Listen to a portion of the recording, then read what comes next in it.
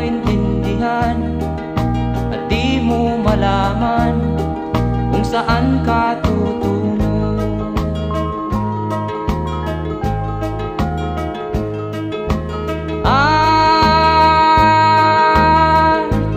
Kung nakamit mo na ang pangarap,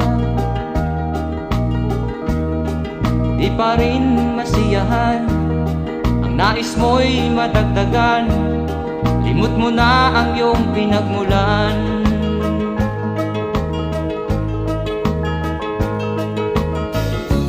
Bakit nga ba ganito?